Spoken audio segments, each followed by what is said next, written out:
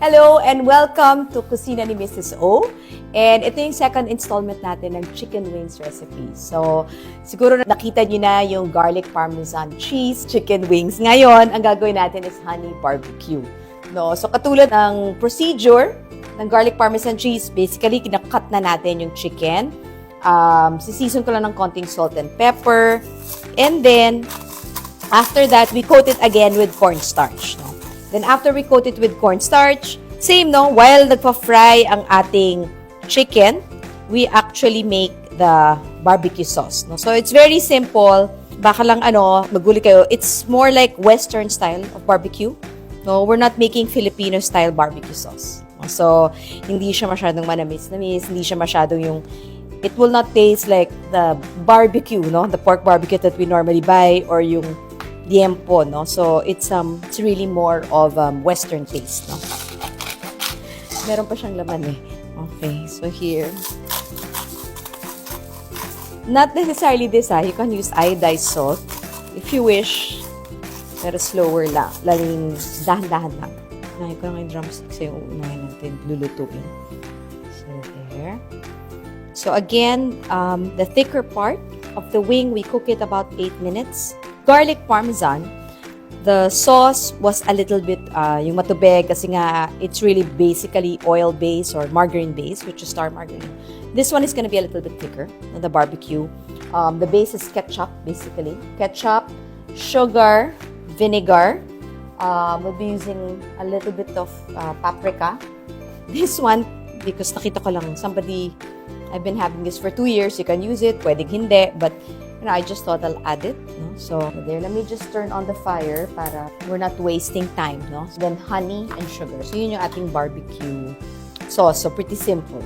No? So, a little bit of vinegar, a little bit of soy sauce. Most recipes of Western recipes, you won't really see soy sauce. I just added this because of the color. No? So, that's why I put it there. Kasi normally, if you look abroad, most of the recipes are with molasses. Ibang hirap na maghanap ng molasses. So, pretty much yung brownish color, dun siya galing. So, but of course, we don't have that. Hinahabol ko yung color. So, I'm just using a little bit of soy sauce. So, I'm just gonna drop this in the pan para while this is frying, I'm gonna coat the thinner part. Okay. There you go. So, huwag kayo masyadong mataas. No? Diyan kayo matatasikan. So, try to go as close as possible to the oil, no? Para hindi tumalsik. No? So, some people, especially hindi masyado nagluluto, will be scared, but the higher and farther you go to the pan, mas tatalsik yung oil, right? So, there. There you go. Pretty easy. Okay. There you go. I'll just wash my hands. Okay, so just like kanina, while that's frying, we're gonna cook the barbecue sauce. Just a little bit of oil. Garlic. There you go. Just wait for it. I'll just wait for it to sizzle. And then that's when we start adding. I'm gonna add vinegar first, as usual. Always deglaze the pan. Huwag nyo i-follow yung measuring cup kasi hindi naman talaga ako nag-measure. Para lang akong may lagayan. This one naman, you'd wanna cook the garlic a little bit. So, hihintayin mo mga amoy. Pagtatanungin, kailan natin lalagay yung vinegar, kung kailan nag-start nag-aamoy yung ating garlic. And then, I'm gonna put here ground pepper. And then, I'm gonna put the vinegar. This one is 1/4 cup, but I'm just using 1/2 of it, right? Another 1/8 cup. There. 1 tablespoon sugar. A little bit of honey. Just a little bit. Paprika.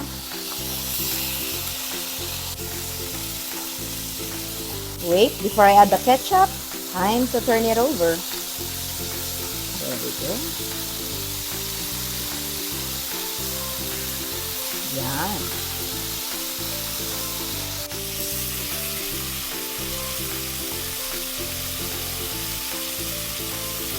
This is 320.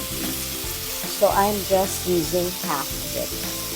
So, parang, that's like half a cup. So, ayan siya. Look at the color. See? I'm just gonna put a little bit of water because it's a little bit thick. I don't know if you can gauge how thick it should be. It's gonna thicken pa kasi you have to remember, we coated the chicken with cornstarch. So, it's going to thicken pa. So, I just want to add more pepper para may konting anghang. I'm gonna add a little bit more.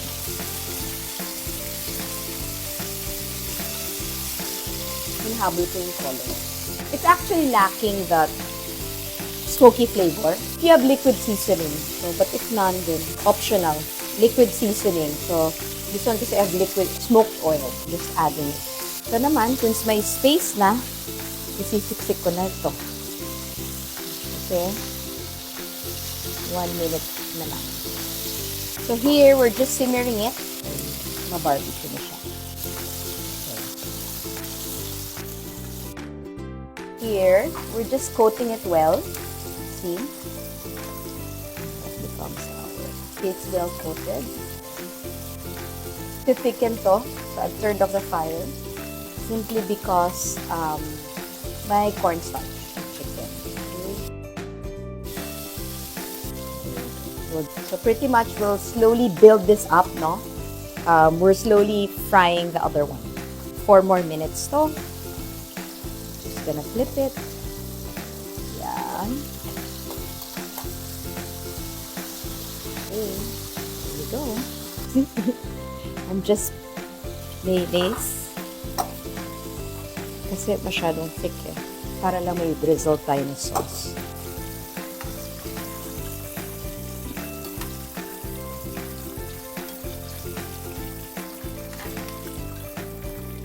So basically, yung difference sa procedure niya sa garlic parmesan, diba you put it in a bowl, ito you actually dip it here while it's boiling and coating it.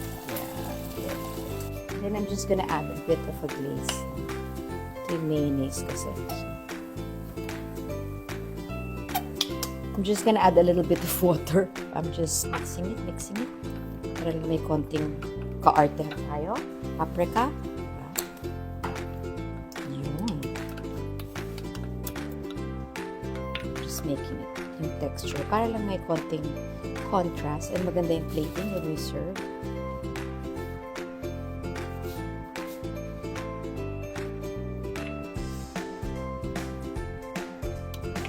Para tayong nag-serve ng nachos. Our green onion.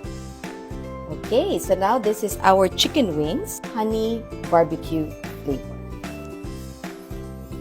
Are you ready? Yes.